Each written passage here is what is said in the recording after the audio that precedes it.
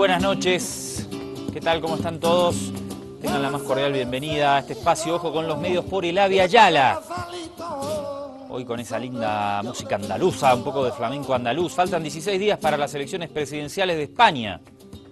Y hoy ha comenzado la campaña. Ahí estaba Diego El Cigala, un crack, haciendo música del sur de España. Y esa zona tan influenciada por la invasión árabe. Durante varios siglos estuvieron allí presentes y evidentemente que han dejado su marca. Muy diferente la cultura del sur de España, evidentemente a la del norte. Quiero empezar hoy con el noticiero otra vez de la televisión española para ver la campaña, el inicio de la campaña, cómo lo muestran ellos. Y después quédate porque hay una cuestión muy especial que es que te vamos a presentar, vamos a trazar un perfil y vas a conocer a detalle el perfil político público de Pablo Iglesias, quien aparece segundo sorpresivamente en las encuestas. Pero empecemos con el noticiero y la presentación de lo que es el inicio de la campaña, 15 días nada más, una campaña muy cortita, la que habilita la Constitución española de cara a las elecciones. Vamos a ver el inicio, dale. Vámonos ya del primer día de la campaña del 26 de junio hasta el 24 de este mes. Los candidatos recorrerán cientos de kilómetros para convencer al electorado. La primera parada de la caravana del Partido Popular ha sido en la provincia de Alicante, primero en Santa Pola y después en Torrevieja. Los socialistas han hecho campaña puerta a puerta en Móstoles, en Madrid. Íñigo Errejón y Alberto Garzón, de Unidos Podemos, han visitado Málaga y Albert Rivera ha partido esta mañana de Madrid para presentar el programa de Ciudadanos en Albacete. En el acto de Torrevieja, Mariano Rajoy ha defendido, José Ignacio Menchero, que se respete la lista más votada. Sí, y lo ha dicho después de pasar en esta primera jornada de campaña por dos municipios como Santa Pola y Torrevieja, donde el PP ganó las pasadas elecciones municipales y además lo hizo el 40% del voto y sin embargo no gobierna después de que el resto de partidos unieran sus fuerzas para evitarlo, ya que ha destacado negativamente el papel en esas alianzas de Ciudadanos. Rajoy, por contra, ha pedido el voto para el PP, dice que es un voto fiable, que se sabe a dónde va a ir y que con quién va a pactar, con quién pactarías con ese respaldo. Rajoy también ha sido crítico con el papel de esos gobiernos emergentes, de esos gobiernos del cambio.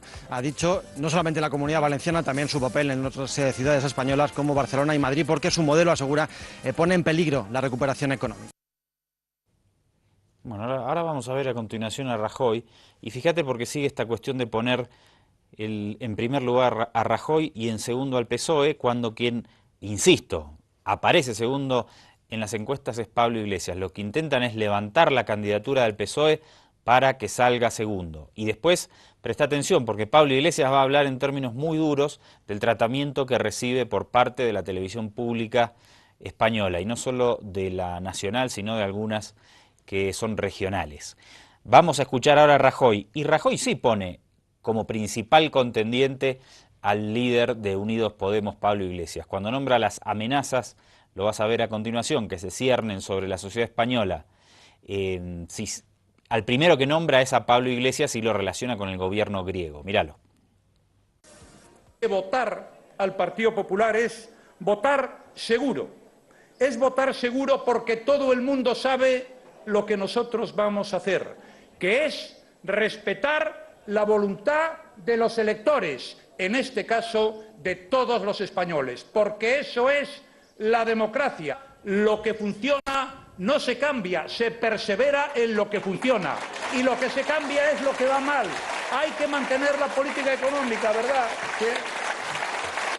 Y el peligro es apostar por un gobierno a la griega, porque vean ustedes lo que le está ocurriendo a los ciudadanos griegos con ese gobierno a la griega.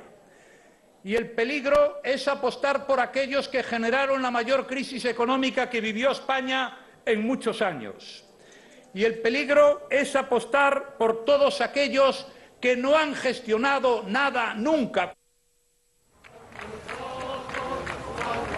Así ha recibido un grupo de personas al candidato del Partido Popular cuando ha llegado a Torrevieja. Le han cantado una habanera que, aunque originaria de Cuba, también es tradición que se cante en esa localidad alicantina.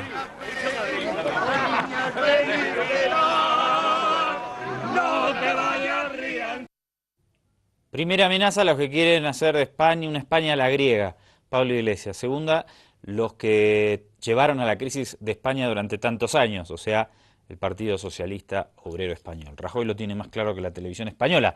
Veamos ahora las presentaciones de la campaña del PSOE y de Podemos. El candidato del PSOE, Pedro Sánchez, ha apostado por una campaña cercana para presentar su programa. Ha pedido el voto puerta a puerta en la localidad madrileña de Móstoles. Voto a voto, el candidato socialista a la Moncloa ha optado por explicar su programa pateando las calles hoy en Móstoles, Madrid, donde gobierna el PSOE. Lo importante es hacer una campaña de cercanía, una campaña donde podamos explicar nuestras propuestas y que la ciudadanía vea que merece la pena votar, que merece la pena cambiar las cosas en este país. Y una de las propuestas que yo me presenté al discurso de investidura con ella, el 2 y el 4 de marzo, era aprobar un ingreso mínimo vital para los 720.000 hogares que no tienen ninguna prestación. ¿Va a votar usted? Hombre, ¿El próximo 26? No? Sí, sí, sí. Un puerta a puerta para arañar cada voto que sea posible, intentando movilizar a los suyos y también a los que no lo son tanto. Necesitamos movilizar a todo el electorado. Por supuesto. Yo movilizo a todo el mundo que hace ¿Vas a falta. votar el 26? Sí, siempre hay que hacerlo. ¿Y vas a apostar por nosotros? Puerta a puerta, dice Pedro Sánchez, para convencer a los progresistas y socialistas de que si van a votar el 26J, el PSOE ganará. En Málaga, la ciudad natal de Alberto Garzón ha hecho parada la caravana de Unidos Podemos. Ha sido un acto, Ana Martín, en el que también ha estado Íñigo Errejón. Sí, los dos han dicho que su reto es devolver las instituciones al pueblo. Han sido muy críticos con las políticas del PP y han advertido que responderán con una sonrisa a aquellos que intenten ponerles las zancadillas o que hagan campañas del miedo contra ellos. Dicen que salen a ganar y que no conseguirán dividirlos por muchas etiquetas que les pongan. Los que defendemos la soberanía nacional, los que defendemos las instituciones, los que defendemos la democracia y los que decimos que patriota es aquel que cuida de su gente, no el que se lleva después el dinero a Panamá, no el que se lleva el dinero de todos a Suiza. En 2 semanas que tenemos, vamos a por ellos, porque es la esperanza de nuestro país, es la esperanza de nuestra gente, y construiremos una sociedad más justa, una sociedad que será también una sociedad republicana. Ese era Alberto Garzón, líder de Izquierda Unida, que se unió en esta alianza con Podemos, y específicamente es el segundo de Pablo Iglesias, por figurarlo de alguna manera. Y hay un dato que aporta ahí al final que es fundamental. Habla de una España republicana. Recuerden ustedes que hubo una guerra civil por el tema república o monarquía en España en la segunda mitad de la década del 30 del siglo pasado. Se había instalado una república, se había abolido la monarquía y hubo un levantamiento fascista liderado por Francisco Franco, que finalmente, después de una sangrienta guerra interna, se impuso el fascismo en España hasta el año 75, que falleció el dictador. Quedó siempre esa batalla y se reinstaló la monarquía, obviamente, y quedó esa batalla pendiente entre ¿somos una república o somos una monarquía como es actualmente? Fíjate, porque hace algunos meses, este es un material de archivo, hubo un debate muy interesante entre un senador de Izquierda Unida, el espacio de Alberto Garzón, a quien recién veíamos, y Soraya Sáenz de Santa María, del Partido Popular, seguidor o heredero del franquismo, si querés, y actualmente en ejercicio de gobierno, vicepresidenta de Mariano Rajoy. Vamos a recordar eso porque me parece que esta batalla dialéctica, conceptual, ideológica, sistémica, es muy importante en este momento en España. La vemos. Señora vicepresidenta, la pregunta es si tras el anuncio del jefe del Estado de su voluntad de abdicar, piensa el Gobierno de la Nación, al amparo de lo establecido en el artículo 92 de la Constitución española, someter a referéndum la forma de Estado, dando así la oportunidad a los ciudadanos de decidir sobre la fórmula republicana o monárquica del Estado. Muchas gracias, senador Iglesias. Señora vicepresidenta. Muchas gracias, señor presidente. Senador, nuestra Constitución establece en el artículo 57.5 que la abdicación del rey ha de resolverse mediante una ley orgánica. Esta mañana el Gobierno ha aprobado un proyecto de ley que ha remitido a las Cortes Generales para este fin y que será debatido en ambas cámaras. Como ve, el Gobierno cumple con la Constitución, cumple con las previsiones constitucionales. En esta circunstancia y en todo caso es nuestra obligación y la obligación de todos los que tenemos alguna tarea representativa en esta Cámara y en cualquiera. Muchas gracias. Gracias, señora vicepresidenta. Senador Iglesias. Gracias, señor presidente. También sería cumplir la Constitución convocar referéndum. ¿O es que no dice el artículo 1.2 de la Constitución que la soberanía nacional reside en el pueblo español del que emanan los poderes del Estado? Lógicamente, sobre esta soberanía no se pueden superponer los derechos de estirpe. ¿O no dice el artículo 92.1 de la Constitución que las decisiones de especial trascendencia podrán ser sometidas a referéndum consultivo de todos los ciudadanos? ¿Acaso quien sea el jefe del Estado no es una decisión de especial trascendencia? Cuál sea el resultado de esta consulta abriría el escenario sobre la necesidad de realizar o no una reforma constitucional. Y de esta manera doy respuesta también a lo manifestado esta mañana por el señor presidente del Gobierno.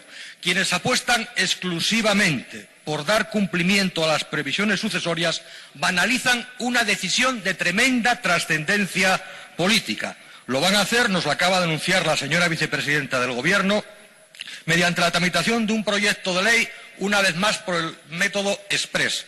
Tras 36 años sin desarrollar el artículo 57.5 de la Constitución española, en 15 días se va a aprobar una ley orgánica que dé amparo a esa voluntad anunciada por el monarca.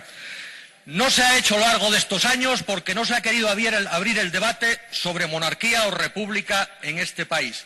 Pero ese debate siempre ha existido. Y hoy, en los últimos tiempos, está en la sociedad con más fuerza, esa sociedad que reclama más democracia y más participación. Y ello no se va a resolver con un cambio de la figura del monarca. Los monárquicos de convicción o de conveniencia destacan en estos días los méritos del monarca. No es ese el debate, aunque se podría buscar el contrapunto. Se está desarrollando una especie de hagiografía en vida con todos los medios de comunicación como elemento de ecodifusor. Pero lo realmente importante hoy es que tras la valoración que los ciudadanos realizan de la figura monárquica, con una caída en 20 años a la mitad en esa valoración, es imprescindible darles la palabra. La monarquía forma parte de la herencia del pasado. Ha sido una hipoteca con la que hemos convivido a lo largo de estos años y los españoles tienen derecho a decidir si ya han sufragado suficientemente esa hipoteca. Por eso les pedimos que convoquen ese referéndum.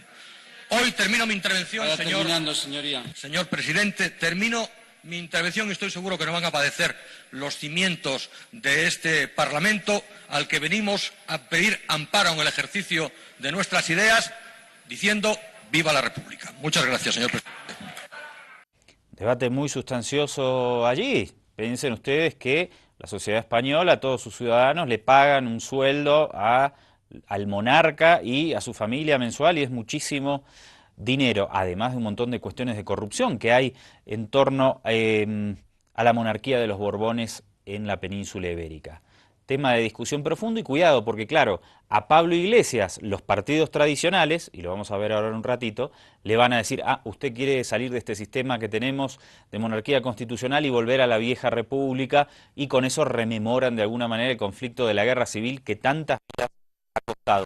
A la vuelta del corte, imperdible el material para que conozcamos muy de cerca y con material muy interesante. Vamos a ver cómo los medios de comunicación le hacen un bombardeo muy potente al candidato de Unidos Podemos, quien aparece segundo en las encuestas, el progresista Pablo Iglesias. Dale.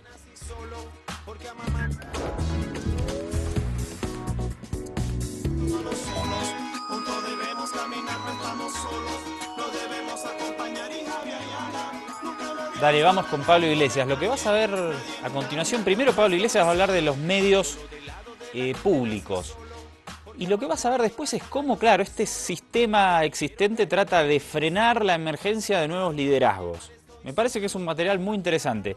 Pero empecemos con Pablo Iglesias sobre una reflexión sobre los medios públicos. Dale. Como venía Andalucía, pues lo lógico era una entrevista en Canal Sur, ¿no? Eso es lo normal. Cuando estuve en Barcelona, me hicieron una entrevista en TV3. Pues resulta que tenemos la entrevista acordada desde hace una semana y resulta que ayer nos llaman de Canal Sur y nos dicen entrevista cancelada. Y nos dicen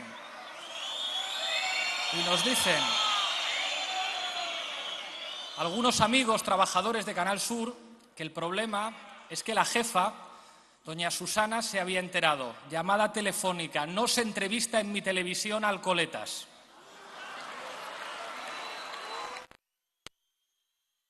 Bueno, pues aquí va el primer titular de hoy. El Canal Sur de Susana Díaz ha vuelto a dar la campanada.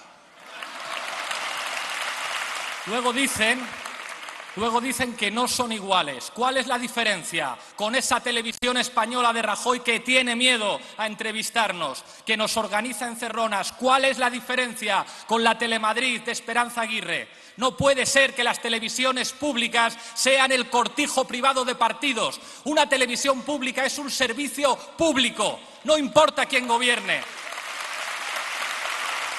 Y entonces lanzaremos un reto. Parece que la señora Susana Díaz manda más que Pedro Sánchez y parece que es más valiente. Pues bien, señora Susana, le invito a usted a que tenga un debate conmigo en televisión, a ver si usted se atreve. El que está claro que no se atreve es nuestro amigo Pedro Sánchez. Sabéis que ha estado en Estados Unidos. Hay una canción de los Clash que decía Lost in the Supermarket. Parece que Pedro Sánchez está lost in the USA. Lost in the USA y probablemente loser in Spain. Segundo titular. Pedro Sánchez está perdido.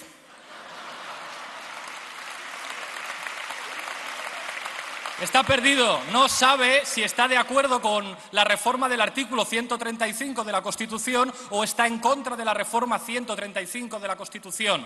No sabe si está de acuerdo con los paraísos fiscales o no. ¿Por qué os digo esto? Resulta que apoyaron la Comisión Europea con el señor Juncker. Y cuando nos enteramos del que el señor Jean-Claude Juncker, cuando era primer ministro de Luxemburgo, estuvo negociando en secreto con multinacionales para que no pagaran impuestos, presentamos una moción de censura. Le pedimos su apoyo. Nos dijo no.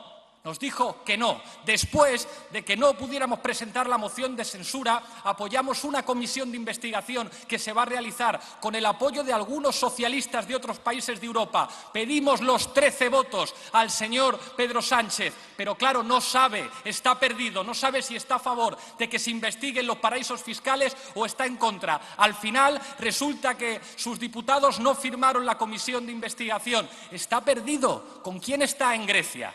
¿Con quién está Pedro Sánchez en Grecia? Rajoy ha ido a apoyar a Samaras. Nosotros apoyamos a Alexis Tsipras. ¿A quién apoya Pedro Sánchez? ¿O está perdido también? Está perdido. Dice que no sabe si va a pactar con el PP. Unos días dice que sí, que por responsabilidad de Estado, y otros días dice que no. Una cosa os aseguro, los que no van a pactar con el PP somos nosotros. Ni se lo vamos a poner fácil en ningún contexto. Vosotros sabéis que a mí me gustan mucho las series de televisión. ¿Sabéis cuál es mi serie favorita? Juego de Tronos. ¿Sabéis cuál es la serie favorita de Pedro Sánchez? Perdidos.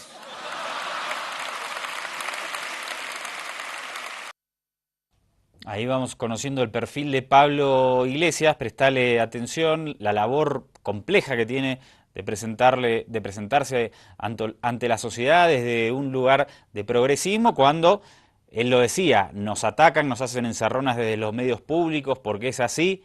Vamos a ver ahora una de esas encerronas que le quieren hacer en la televisión española, la televisión estatal, con la presencia de una periodista del periódico ABC, típico periódico caracterizado por tener una línea ultraderechista y súper en contra de los procesos de cambio en América Latina. Vamos a ver esa escena. Quería preguntarle también por el Ayuntamiento de Madrid. A mí personalmente me parece que usted lleva razón en pedir 100 días para ver cómo es la labor de Manuela Carmena como alcaldesa. Lógico, así se hace. Lo que pasa es que lo que hemos visto de los concejales, varios concejales, numerosos, de Podemos en el Ayuntamiento, reviste esos tweets, esos mensajes, revisten como odio, un pozo de violencia que a muchos madrileños, incluso gente que ha votado a Carmena, les preocupa en estos momentos. ¿Usted cree que es normal ese odio, ese afán de revancha, esa violencia dialéctica? Yo creo que a los ciudadanos de Madrid las cuentas que les preocupan no son tanto las cuentas de Twitter como las cuentas en Suiza y las cuentas en Andorra. Y no hay que olvidar que la señora Aguirre es la señora de los 200 contratos de la Gürtel. Y no hay que olvidar tampoco que, bueno, al fin y al cabo, aquellos que están muy preocupados por los que alguien que no ejercía ningún cargo público escribiera una cuenta de Twitter hace 5 años, son los que han estado robando a manos llenas a los ciudadanos a través de las instituciones, convirtiendo las instituciones en un espacio para enriquecer a sus amigos. Creo que demuestran poca imaginación si todo lo que pueden hacer contra nosotros es revisar qué escribió no sé quién en una cuenta de Twitter hace 5 años. Creo que los ciudadanos no se dejan engañar fácilmente y aquellos que han estado robando a costa de la gente creo que lo van a tener muy difícil y que el gobierno del Ayuntamiento de Madrid va a ser un ejemplo. Yo no estoy revisando ninguna cuenta de nadie, pero no me gusta tener concejales que me dan miedo. No sé si usted lo entiende. Yo estoy convencido que a usted le da mucho más miedo que nuestro ministro del Interior homenajee a la División Azul con fondos públicos. Seguro que eso le da más miedo y le preocupa más que lo que escriba alguien en una cuenta de Twitter. ¿A que sí?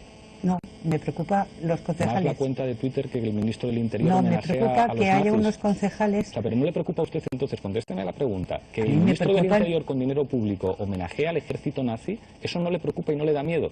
A mí me preocupan muchas cosas, pero le estaba preguntando su opinión sobre los concejales. Y ya le he dicho, creo que lo fundamental en este momento es dar 100 días de margen para que el gobierno de la Comunidad de Madrid gobierne. Creo que el concejal que cometió un error, y fue un error grave, con los tuits de hace 5 años, cuando no era concejal, asumió la responsabilidad de retirarse de cultura. Ojalá en el Partido Popular hicieran eso, pero me preocupa que haya periodistas en mi país que digan, a mí no me preocupa que el ministro del Interior homenajee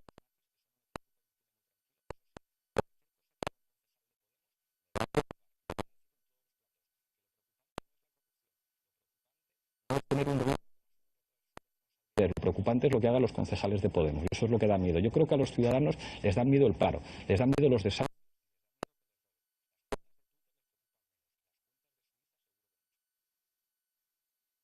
La mirada aguda del candidato Pablo Iglesias, que por supuesto incomoda cuando introduce su mirada contrahegemónica en una estructura cultural ya establecida y estable durante muchísimos años. Fíjate a continuación, en otro programa, uno de los panelistas le dice a Pablo Iglesias que por qué él está obsesionado con las putas.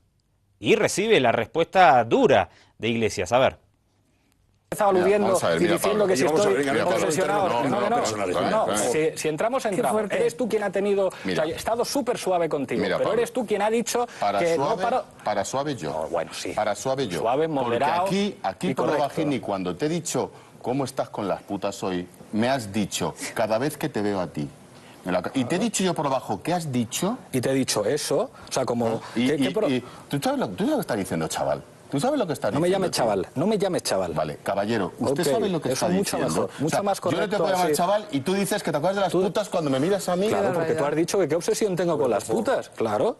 No, pero vamos a ver. ¿Quién ha empezado con la provocación? Mira, paso de discutir. Vamos a ver, no, espera. Te vas a levantar también aquí, Germán, pero vamos a ver. puedes, Pablo. Ya, pero aquí no, ¿verdad? ¿Me va a quedar qué? Ya nos conocemos. ¿Me voy a quedar ahora? Venga, hombre, por favor, no tengo que discutir. No vayamos por estos derroteros que además no tienen que ver con el debate que estamos manteniendo. No está fácil enfrentarse a esas mesas con esos viejos personajes conservadores, siendo un líder político joven al que tratan de ningunear y desacreditar. A continuación, un debate con Pedro Sánchez, el candidato del PSOE, en otra televisora. Dale. Yo quiero decirte una cosa, Pablo. Yo he hablado con constitucionalistas. Y a mí me sorprende mucho tu propuesta de el derecho a la autodeterminación de distintos territorios en nuestro país. He hablado con constitucionalistas y me dicen que ahora mismo en el mundo no existe ninguna constitución de ningún país que reconozca ese derecho. ¿Y por qué votaron en Escocia? La hubo. ¿En Escocia por qué votaron, Pedro? ¿Sabes qué país incorporaba en la Constitución el derecho a la autodeterminación? ¿Sabes cuál? La Unión Soviética. La Unión Soviética. La Unión Soviética, tu modelo. Tu ¿Y modelo, Gran Bretaña votando en Escocia? Tu modelo, Pablo. ¿Y Gran Sí. Bretaña? Me apena escuchar en boca del secretario general del Partido Socialista argumentos propios de la caverna mediática o del Partido Popular. Un miembro del Partido Comunista de la Unión Soviética llamado David Cameron no tuvo ningún problema con que se convocara un referéndum en Escocia. Una de las razones por las cuales Artur Mas habla tan mal de Podemos y está tan preocupado por Podemos es porque sabe que nosotros sí tenemos un proyecto de España atractivo para la mayor parte de los catalanes. El señor Artur Mas está muy contento con los inmovilistas en España. De alguna manera, Mariano Rajoy fue su jefe de campaña y Artur Mas quiere ser el jefe de campaña de Rajoy. Nosotros tenemos un proyecto de España diferente, plurinacional, que habla diferentes lenguas, que no obliga a nadie a tener una manera de ser español, porque la grandeza de nuestro país es la diversidad. Y estoy convencido de que si algunos socialistas entendierais Cataluña como la entendió el señor Pascual Maragall, entenderíais cosas, entenderíais... No te doy ninguna lección. Yo lo que te estoy diciendo es que estás pactando con Bildu, con Batasuna en Navarra. Argumentos y eso no es un proyecto de país propios de la caverna mediática. Socialistas como Miguel Sebastián reconocían que tendrá que haber un referéndum en Cataluña. El señor Joaquín Estefanía, que se supone que está más cerca de vosotros que de nosotros, reconoce que tiene que haber un referéndum en Cataluña. Hay problemas que se tienen que solucionar políticamente y no utilizando argumentos propios de Alfonso Rojo. Filoso el hombre y compleja la situación de España, donde hay muchas regiones que pretenden o autonomías más amplias o un régimen independentista. Eso está en debate también y torna mucho más compleja la puja interna de los partidos en España. Vamos a ver una más de Pablo Iglesias poniendo en su lugar a otro panelista conservador. Dale. Es un nivel que no, ¿eh? O sea, a ver, venga, de verdad, yo creo que hay en España una izquierda y aquí tenemos a la señora Trujillo, que discrepo en casi todo con ella, pero hay una izquierda que no defiende la violencia, que no suelta mítines, pero paleológicos, ¿eh? O sea, desde luego el paleocomunismo este de alpargata que nos quieren presentar ahora, que aparece por todas las televisiones y realmente es arqueológico ya, es un discurso que no puede ser, de verdad, que a estas alturas sé que habéis tomado, gracias a vuestro querido Carlitos Berzosa primero, y con Carrillo también tenéis una universidad fantástica donde tenéis ese discurso, una serie de gente, pero es un discurso que no existe ya, que no existe en Europa, que no existe en el mundo, que en el tercer mundo prácticamente se ha agotado, que se os va a hundir Cuba, se os va a hundir Venezuela y no os queda nada, aparte de una serie de personajes siniestros por ahí en Zimbabue, en Corea del Norte, a abrazaros como Cayo Lara ahora a sus juventudes que van a Corea del Norte a buscar ejemplos. Esos son los ejemplos que nosotros tenemos en la universidad dando clases a nuestros hijos. Nuestros hijos van a la universidad y hay una serie de profesores como tú y como Bestringe que les dan clases, una cosa aterradora.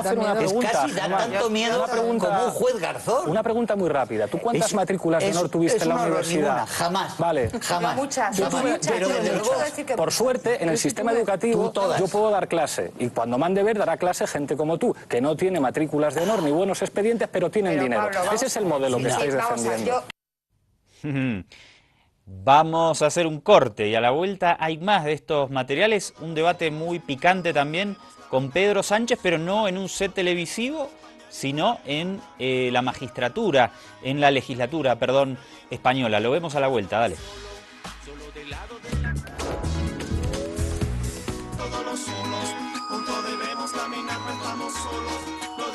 Último bloque, como habíamos dicho, nos vamos ahora a un debate en la Cámara de Legisladores. Vas a ver a Pablo Iglesias versus Pedro Sánchez, el candidato del PSOE, con un pequeño antecedente. El Partido Socialista Obrero Español era un partido de izquierda que fue duramente perseguido durante el franquismo y tuvo una participación importante cuando existía la República. Cuando termina la dictadura, llega al gobierno Felipe González del Partido Socialista Obrero Español, después de algunos interinatos, y permanece en el gobierno más de una década. Hace una transformación del PSOE en un partido más conservador, en una socialdemocracia más neoliberal, y saliendo del gobierno, cuando entra Aznar en la década del 90, Felipe González se transforma en un lobista de las empresas españolas, principalmente en América Latina. Y obviamente que de ser un líder, pero de un joven líder muy talentoso, ligado a la izquierda, pasa a ser algo muy diferente posteriormente. Te lo cuento porque va a aparecer en el debate la figura de Felipe González. Vamos a verlo, dale. Tengo un enorme respeto por las siglas que usted representa, señor Sánchez. Son las siglas que fundó un socialista ejemplar, un socialista con principios. Son las siglas que representaron hombres y mujeres de talento y dignidad irrepetibles, como Margarita Nelken, como Indalecio Prieto o como Juan Negrín. Son las siglas del partido de mi abuelo, socialista de una época en la que ser socialista llevaba antes a la cárcel y al pelotón de fusilamiento que a los consejos de administración de las grandes empresas. Señor Iglesias, no hace falta que vaya usted repartiendo carnés de buen socialista, ni tan siquiera hace falta que sea tan duro con el Partido Popular. Tan solo basta con que no vote con ellos. Tan solo. Lo que están haciendo ustedes, señor Sánchez, es dar carta de naturaleza al fraude y favorecer la precariedad. De seguir así, cediendo a la presión naranja, no se extrañe si cualquier día los trabajadores le exigen que entregue la S y la O de sus siglas, señor Sánchez.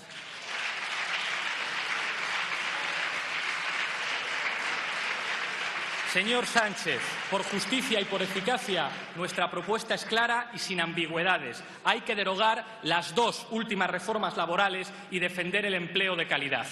Por cierto, que en ese documento que ustedes presentaron, de casi 200 folios, ustedes abren la puerta también al derecho a la autodeterminación de otros territorios. Dice textualmente que así lo pidan históricamente. ¿Ustedes a qué se están refiriendo? ¿A que también en Galicia, señora Fernández, tiene que haber un derecho a la autodeterminación del pueblo gallego? Sí, asienten. Es así, señor Iglesias, porque esa es la peor manera de fracturar España y de romper la soberanía nacional. Yo no traiciono a mi gente, señor Sánchez. Quizá pueda reprocharme usted la firmeza o no respetar mucho los protocolos y la etiqueta. Una vez dijo usted que yo no tenía pinta de no sé qué. Pero nunca podrá usted reprocharme, señor Sánchez, no haber sido claro y sincero con usted desde el principio. En el engaño nada florece, de la verdad todo es posible. Señor Sánchez, desde el principio le dijimos que usted tenía dos opciones sobre la mesa, o la gran coalición o un gobierno progresista. Ese gobierno progresista hubiera podido lograr, se lo aseguro, los apoyos parlamentarios necesarios. No la semana que viene, como decían Tipicol y como repitió usted ayer. Me da la impresión de que su discurso pasará a la historia por eso. El discurso de la semana que viene. Hoy, señor Sánchez, hoy podríamos tener ya un gobierno si usted hubiera optado por formarlo con nosotros. Después de que fracase usted hoy, el viernes, los mismos que le prohibieron pactar con nosotros querrán obligarle a tragar la segunda entrega del plan de las oligarquías, incluir al PP en el acuerdo. Es el plan del IBEX 35, es el plan de algunas de las viejas glorias de su partido y le aseguro que en esa segunda entrega el plan no es que usted esté al frente de ese gobierno. Y le diré, no engañe a los españoles, señor Iglesias. Desgraciadamente no hay mayoría de izquierdas en este país. Y en esta Cámara no hay mayoría de izquierdas. Somos 161 diputados y enfrente tendríamos 163 diputados, salvo que usted, señor Iglesias, lo que quiera es hacer descansar la gobernabilidad de España en Esquerra Republicana y en Democracia y Libertad. Y yo, señor Iglesias, con todos los respetos hacia Esquerra Republicana y Democracia y Libertad, con todos los respetos, señorías, con todos los respetos, pero no compartimos el mismo proyecto. Ustedes quieren romper la Constitución y la independencia de Cataluña y de España y nosotros no queremos eso, señorías. Por eso, con todos los respetos, señor Iglesias, lo que me pregunto es si Democracia y Libertad es más o menos de derecha que el Partido de Ciudadanos. ¿Es más o menos de derecha? ¿Más o menos fiables? Yo no voy a utilizar la hemeroteca, simplemente le recordaré que fue usted, en el diario El País, el que decía que jugar a izquierda y a derecha era un juego de trileros, señor Iglesias. Por eso, yo le digo, señor Iglesias, que demos una oportunidad al cambio. Yo le tiendo la mano para que hagamos ese gobierno del cambio desde ahora, porque los colectivos antidesahucios, las personas que están sufriendo la crisis, las personas que están sufriendo la emergencia social, las personas que están sufriendo la pobreza, la clase media y trabajadora que ha hundido precisamente el Partido Popular con sus medidas crueles e ineficaces, no merecen una hora más de gobierno del señor Rajoy, aunque sea en funciones. Dese una oportunidad, dé una oportunidad al cambio, señor Iglesias. Un gobierno con nosotros, con Izquierda Unida, con Compromís, obtendría más votos favorables que negativos en esta Cámara. No vete usted abstenciones y acabe usted con las líneas rojas. Deje de obedecer a los oligarcas, señor Sánchez. Deje de escuchar los cantos de sirena que le llevan al naufragio. El próximo lunes, día 8, se cumplen 8 años del asesinato de Isaías Carrasco, un trabajador de un peaje que fue asesinado por ETA, por aquellos a los cuales usted ayer dijo que eran presos políticos. Permítame que termine con las palabras de un emigrante mexicano que trabajó en el Corte Inglés y que decía que gobernar es mandar obedeciendo a la gente. En el engaño nada florece, de la verdad todo es posible. Libertad, justicia, democracia. Muchas gracias. Señor Iglesias, no es que no se pueda, es que ustedes sencillamente no quieren. Muchas gracias. A ver si se ponen ustedes de acuerdo. O somos la ETA o somos Rajoy, pero las dos cosas a la vez es harto complicado, señor Sánchez. Ayer dijo usted, en un ejercicio de transformismo digno de elogio, que es posible, desde ideologías completamente diferentes, mezclarse. Sonaba a Manu Chao, me gusta Malasaña, me gustas tú. Vamos a mezclarnos, aunque seamos completamente diferentes, para encontrar el término medio de la virtud. Pues mire usted, es imposible que una fuerza política, con un programa como el suyo, se ponga de acuerdo en cuestiones económicas con una fuerza política cuya política económica está dictaminada por el señor Garicano, que trabajó en la Fundación FAES. Lo dijo el señor Felipe González. Sí, el que tiene el pasado manchado de cal viva. Cuídese de él, señor Sánchez.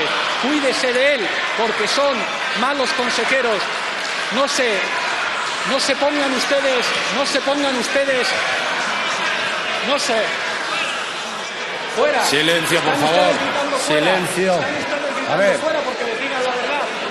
Parece que a ustedes les molesta enormemente que en esta Cámara haya gente que les diga algunas verdades a la cara. Pues nosotros les vamos a decir las verdades a la cara.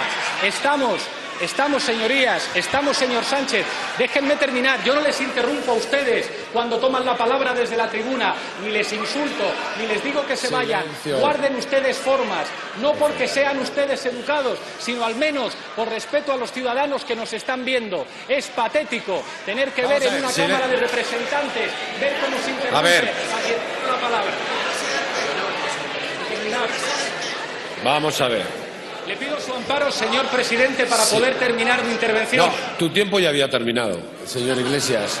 Sí, los 3 minutos habían terminado. Y por Querido lo tanto... Pachi, no sabía que nos íbamos a tutear, pero si nos tuteamos no hay ningún problema. Así que, Pachi, te pido por lo menos 15 segundos para terminar la intervención. No, he sido más que generoso, y lo sabe, en su primera intervención. Señor presidente, ahora que volvemos al usted, no he podido terminar mi intervención porque los miembros del Grupo Parlamentario Socialista me lo han impedido. Si usted me retira del uso de la palabra, lo acepto disciplinadamente, pero creo que es un mal precedente en esta Cámara. Muchísimas gracias. Bueno, muy bueno el debate, muy picante, muy irreverente, evidentemente, la figura de Pablo Iglesias y con mucho contenido. En la última que vamos a ver a continuación, volvemos a los sets televisivos y le van a preguntar si él es comunista o no.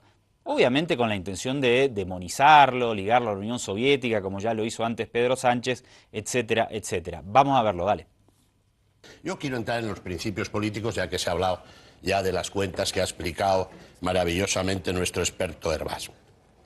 ¿Cuándo y en qué circunstancia abandona usted su ADN comunista para abrazar la socialdemocracia? Supuestamente, porque en usted muchas cosas hay que suponerlas por ahora, por lo menos. Dígame. Señor Palomo, no es un problema de ADN, es un problema de lo que hace falta en este país. Una de las cosas fundamentales que hemos dicho nosotros es que no pedimos el carné a nadie. A mí hay mucha gente que me para por la calle. Gente que me dice, yo he votado al PP toda mi vida y os voy a votar a vosotros, a los de Podemos, porque vais a los debates con datos, porque sois gente honrada, porque hay que limpiar este país ya. Nosotros estamos proponiendo un programa del sentido común y claro claro que yo tengo una tradición, claro que yo soy hijo de mis padres y hay cosas que me emocionan, pero hay algo que es mucho más importante que lo que yo sea, y es que tengamos un país un poquito mejor, que podamos recuperar unos mínimos elementos de decencia frente a una casta de sinvergüenzas que nos ha estado robando a manos llenas. Y eso es mucho más importante que los libros que me guste leer a mí o que las referencias sentimentales que pueda tener, que seguro que son diferentes a las del señor Palomo, que cada uno tenemos las nuestras. Yo no he hablado de referencias sentimentales, no he hablado de eso, le he preguntado si es usted comunista o no, porque aquí veo que forman 55 diputados, que la gente le interesa, si es leal, no hay... Usted está en un grupo parlamentario en Europa con 55 diputados, la mayor parte miembros del Partido Comunista, nada más. Esa es la pregunta, no es... Se equivoca usted en dos cosas. Sí. Uno, que sean 55, son 52, y en este grupo... Bueno, soy generoso y le doy 3 más. Se lo agradezco, sí. Pero la mayor parte de las formaciones que hay no se llaman a sí mismo comunistas. No, aquí está, aquí lo tengo. No, que no, lea los nombres. Partido Comunista Francés, Partido de la Izquierda Comunista, Partido Comunista de Reunión. ¿Cuál es el partido de Coalición de la Izquierda Radical Siriza. No, Siriza. Llámelo X. Partido Comunista Portugués, pero si no tiene mayor trascendencia, si lo que la gente quiere saber es si usted es comunista o no, si no tiene mayor trascendencia. Allí hay muchos partidos ¿Pero por qué tienen tanto...? Pero que yo ¿he dejado yo de contestar alguna cosa? ¿Por qué tiene tanto...? Para nosotros lo fundamental no es que uno tenga una bandera de color roja o de color verde. En nuestro grupo hay mucha gente que se dice verde, ¿eh? Hay otros también que son animalistas, que defienden los derechos de los animales. Hay otros que defienden las políticas socialistas del norte de Europa. ¿Y qué es lo que nos une a todos? Que defendemos la soberanía nacional de nuestros países, porque eso es lo que toca ahora. Que uno venga con la olla y el martillo es como si a mí me parece muy bien, que tú tengas un póster de Lenin en tu casa o que tengas un póster de Eva Perón, me da exactamente igual. No estamos para esas tonterías ahora, estamos para sacar nuestros países adelante, y por eso nosotros estamos en un grupo que ha dicho una cosa que no han dicho ni los populares ni los socialistas. El señor Juncker ha sido responsable de que haya paraísos fiscales, llegando a acuerdos con multinacionales para que tributaran al 1% en su país, mientras en mi país hay gente que no puede llenar la nevera. Eso es mucho más importante que uno diga que si es comunista o que si ha leído a la Pasionaria. Lo que toca ahora, porque hay identidades que ya no funcionan, es ponernos a trabajar para tener un país más decente. Y por eso hay mucha gente que viene de la derecha y que dice estos de Podemos son decentes, aunque a lo mejor pues las lecturas de Pablo Iglesias en su juventud no sean las mías. ¿Hay rebote? Pablo, no hay rebote. Vale. El rebote lo cojo yo. Se definen ustedes como un partido transversal, es una definición que a ustedes les gusta mucho, pero ahora saben, porque además saben mucho de ciencia política, que el partido, a la hora de la verdad, se juega en el centro del espectro político. Y ahora ya les gusta más lo de socialdemócratas. ¿Es por eso? ¿Es táctica, mejor dicho? No es un problema ideológico, como si la socialdemocracia fuera una cosa que fuera a traernos los problemas. Yo digo, nuestro programa de ahora, cualquier socialdemócrata de hace no tantos años hubiera dicho estoy de acuerdo con ello. ¿Pero por qué está bien el programa? ¿Porque es socialdemócrata? ¿Porque le ponemos una etiqueta? ¿O porque puede servir para ayudar a la gente? ¿Pero a usted le gusta remarcar que es socialdemócrata para atraerse a ese electorado o no? Que no es el programa, que es el programa de la gente. Es decir, si la socialdemocracia ha hecho cosas buenas, lo importante no son las etiquetas que se ponen, sino lo que se ha conseguido. Es decir, alguien está en contra de los derechos sociales. Antes, alguien está en contra de que exista el derecho a las vacaciones, que exista una sanidad pública, una educación pública. Lo importante es, no, es que esto es mérito de los socialdemócratas, es mérito de no sé qué. Eso es mérito de la gente. Nuestro programa quiere ser el programa de la gente que quiere mejorar su país. Papel. Por fin aparece alguien que mueve un poco el avispero en el espectro político español, con posibilidades además de acceder al poder. Claro que para hacerlo, según lo que dicen las encuestas hasta ahora, tendrá que ponerse de acuerdo con Pedro Sánchez inevitablemente. Y ya vimos el nivel de discusiones que tienen en la legislatura. Eso no quiere decir que puedan llegar a construir una alianza.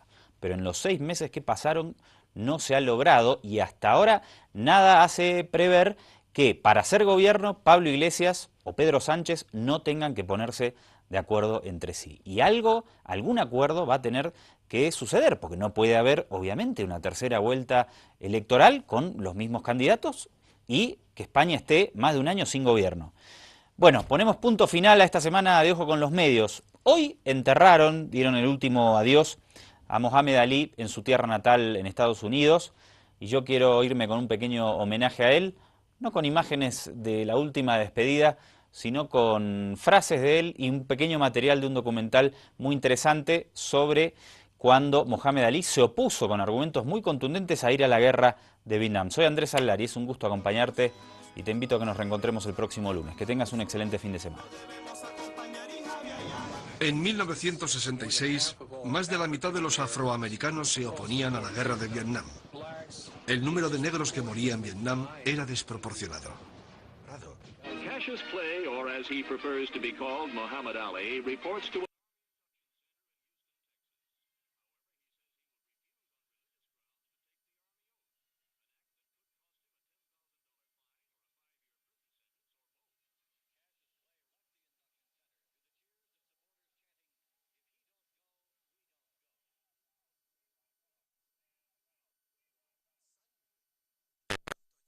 de cobardes negar la guerra de Vietnam.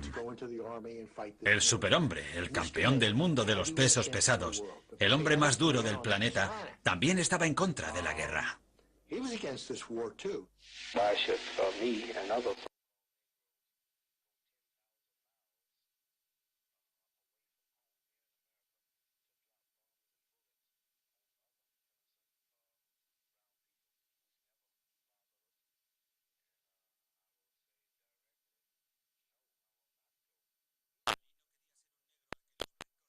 A matar gente de piel marrón.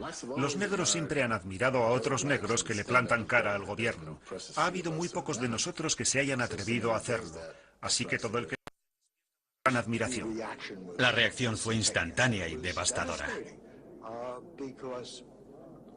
Porque las comisiones de boxeo tienen carácter estatal y municipal y dependen en gran medida de condicionantes políticos. Así que enseguida empezaron a sancionarle y a prohibirle pelear. Había cruzado el Rubicón. No tardaron en desposeerlo del título. Abandonó su carrera boxística por defender sus creencias religiosas y se mantuvo firme.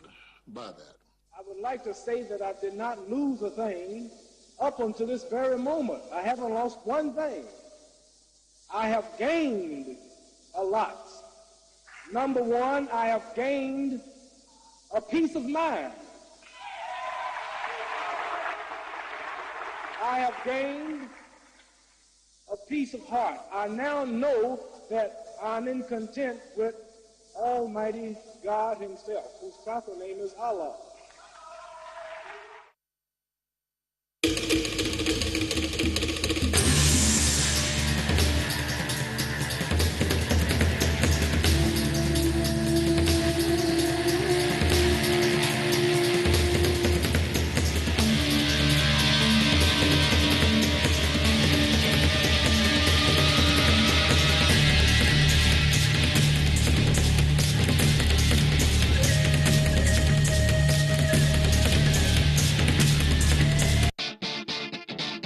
Míralo.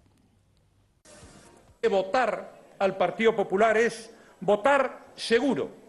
Es votar seguro porque todo el mundo sabe lo que nosotros vamos a hacer, que es respetar la voluntad de los electores, en este caso de todos los españoles, porque eso es la democracia. Lo que funciona no se cambia, se persevera en lo que funciona.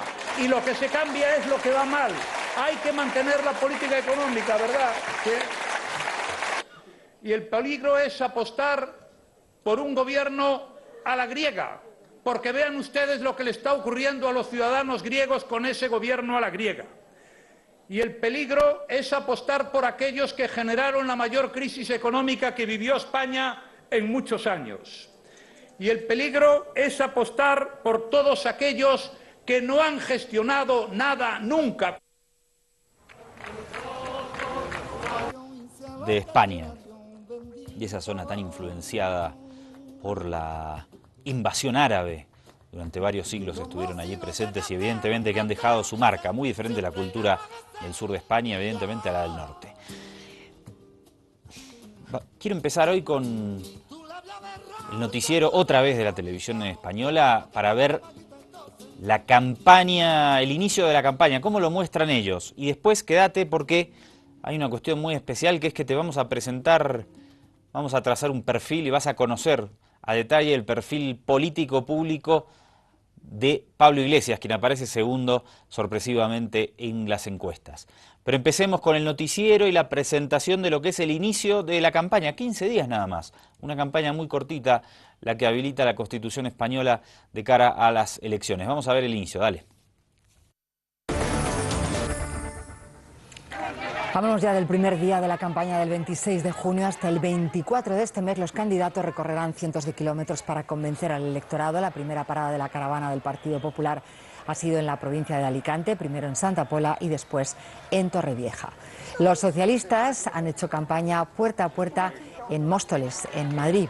Íñigo Errejón y Alberto Garzón, de Unidos Podemos, han visitado Málaga y Albert Rivera ha partido esta mañana de Madrid para presentar el programa de Ciudadanos en Albacete. En el acto de Torrevieja, Mariano Rajoy ha defendido, José Ignacio Menchero, que se respete la lista más votada. Sí, y lo ha dicho después de pasar en esta primera jornada de campaña por dos municipios como Santa Pola y Torrevieja, donde el PP ganó las pasadas elecciones municipales y además lo hizo dando el 40% del voto y sin embargo no gobierna después de que el resto de partidos unieran sus fuerzas para evitarlo, ya que ha destacado negativamente el papel en esas alianzas de Ciudadanos. Rajoy, por contra, ha pedido el voto para el PP, dice que es un voto fiable, que se sabe a dónde va a ir y que con quién va a pactar, con quién pactarías con ese respaldo.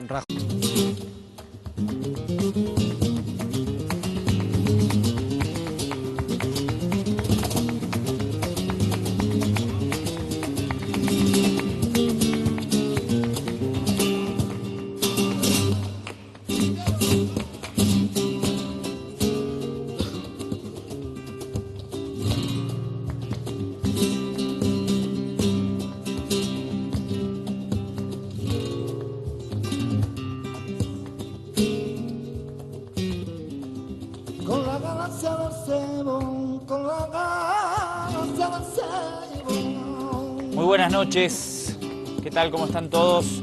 Tengan la más cordial bienvenida a este espacio. Ojo con los medios por Elavia Yala. Hoy con esa linda música andaluza, un poco de flamenco andaluz. Faltan 16 días para las elecciones presidenciales de España. Y hoy ha comenzado la campaña. Ahí estaba Diego El Cigala, un crack, haciendo música del sur. Hoy también ha sido crítico con el papel de esos gobiernos emergentes, de esos gobiernos del cambio. Ha dicho no solamente la Comunidad Valenciana, también su papel en otras ciudades españolas como Barcelona y Madrid, porque su modelo, asegura, pone en peligro la recuperación económica. Bueno, ahora vamos a ver a continuación a Rajoy. Y fíjate porque sigue esta cuestión de poner en primer lugar a Rajoy y en segundo al PSOE, cuando quien, insisto, aparece segundo en las encuestas es Pablo Iglesias. Lo que intentan es levantar la candidatura del PSOE para que salga segundo. Y después, presta atención, porque Pablo Iglesias va a hablar en términos muy duros del tratamiento que recibe por parte de la televisión pública española, y no solo de la nacional, sino de algunas que son regionales. Vamos a escuchar ahora a Rajoy, y Rajoy sí pone como principal contendiente al líder de Unidos Podemos, Pablo Iglesias. Cuando nombra las amenazas, lo vas a ver a continuación, que se ciernen sobre la sociedad española, al primero que nombra es a Pablo Iglesias y lo relaciona con el gobierno griego.